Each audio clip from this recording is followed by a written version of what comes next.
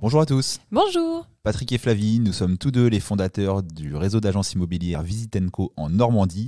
On édite des podcasts, des vidéos sur YouTube pour donner du conseil en immobilier. Aujourd'hui, on va parler de la location saisonnière. C'est parti, jingle.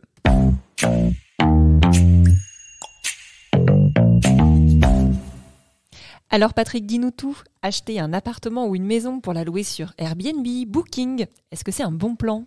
Alors, niveau rentabilité brute, oui, clairement, ça fonctionne. Si on prend notre exemple normand, sur des villes comme Caen, Bayeux, la Côte de Nacre, etc., on peut avoir une occupation importante de son bien, et d'ailleurs, contrairement à des idées reçues, pas que l'été. Il y a des séminaires professionnels, des déplacements d'entreprise, des artistes à loger, etc. Ok, alors on peut espérer quel rendement ou quelle rentabilité brute ? Alors je dirais grosso modo, on peut espérer 2 fois plus qu'en location traditionnelle qu'on appelle la location nue. À titre d'exemple, on a un de nos clients qui exploite un appartement à Caen sur le port, donc très bien placé, un joli T2, qui en location nue, il pourrait générer environ 6 000 € par an de revenus locatifs. Là, il l'exploite en saisonnier. Sur les 3 dernières années, il génère en moyenne près de 11 000 € par an, donc de chiffre d'affaires. On ne parle plus de revenus, mais de chiffre d'affaires. Donc 6 000 vs 11 000. Ok, mais je pense que tu vas nous mettre une petite alerte sur 4 choses.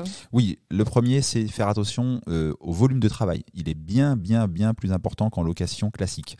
Je vais vous dire également de faire attention aux charges qui sont beaucoup plus importantes. Copropriété, ménage, entretien. Faites attention, faites gaffe à la législation. Changement de destination parfois imposé, nombre de nuitées encadrées, etc. Et faites aussi attention à la fiscalité. Si vous n'êtes pas bien renseigné avant de commencer, vous pourriez déchanter sur 2 ou 3 points. Ok, alors peux-tu nous développer un petit peu le volume de travail ? Qu'est-ce que tu entends par là ? Oui, faire de l'investissement locatif en location classique, c'est assez peu chronophage. Ça peut des fois très bien se passer. Vous pouvez ne pas entendre parler de votre locataire pendant 3 mois parce qu'il n'a aucun souci, et ainsi de suite, voire même 1 an. En location saisonnière, c'est tout l'inverse. Il faut gérer les entrées, les sorties.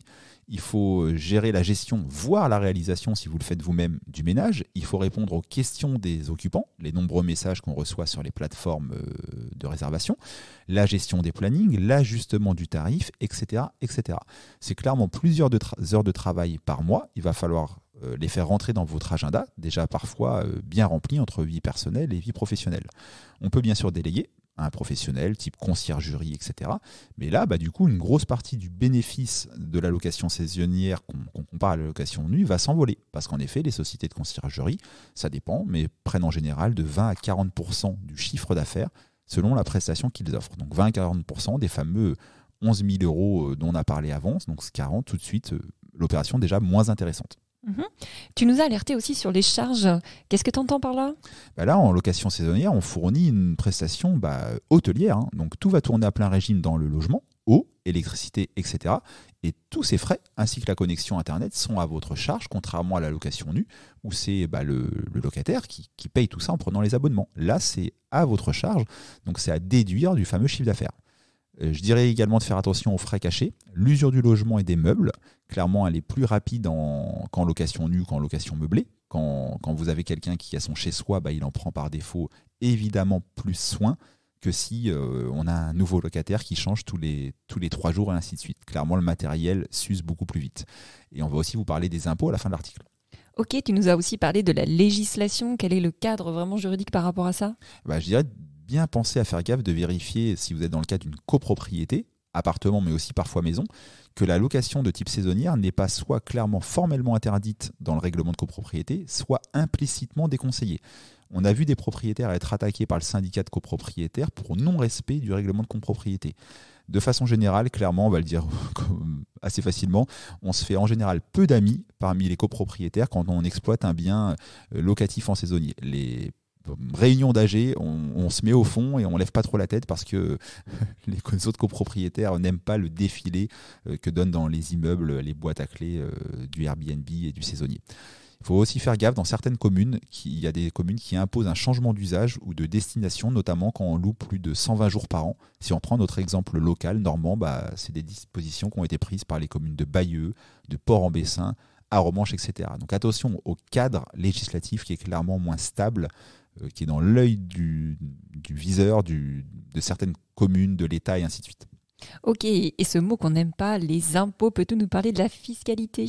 Oui, alors déjà, si vous faites de la location saisonnière, vous allez goûter à une taxe, encore une, qui n'existe pas en location nue, la CFE. Par exemple, dans le cadre de notre cotisation foncière des entreprises, dans le cadre de notre client qui loue un T2, qui exploite un T2 sur Caen, c'est quasiment 400 € par an. De plus, deuxième point, le chiffre d'affaires produit, forcément, les fameux 11 000 €, va être imposé. Vous allez sûrement dépendre du régime LMNP, loueur meublé non professionnel, sauf si vous avez beaucoup d'appartements, etc. Mais ce n'est pas le cas en général des gens qui débutent. Et ce régime-là, LMNP, il va vous laisser deux options.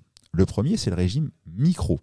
Et ça serait clairement une grosse erreur, parce que vous avez un abattement qui est de 50 à 71% sur le chiffre d'affaires réalisé, mais vous déclarez la totalité des loyers encaissés, et donc le brut, qui comprend les charges que vous allez pourtant payer par ailleurs.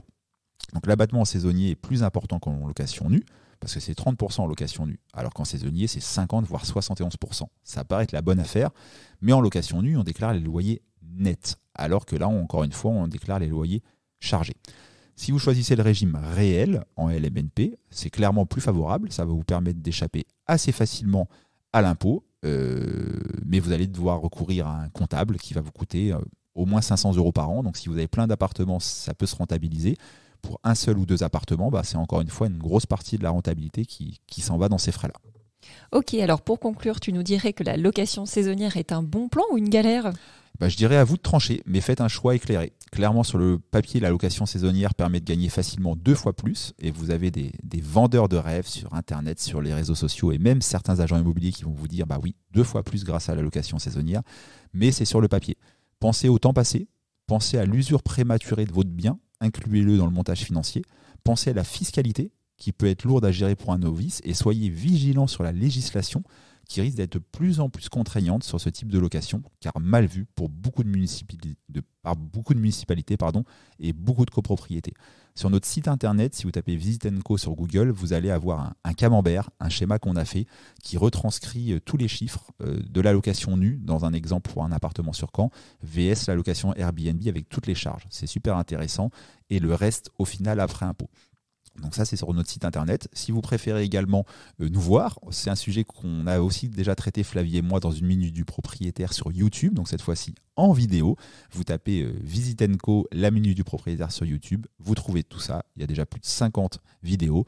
N'hésitez pas à nous mettre un petit like d'encouragement sur les réseaux sociaux. On adore, ça nous motive à continuer à produire du contenu gratuit. Posez vos questions. Sous les vidéos, sous les podcasts, on y répond toujours, Flavie et moi, on adore.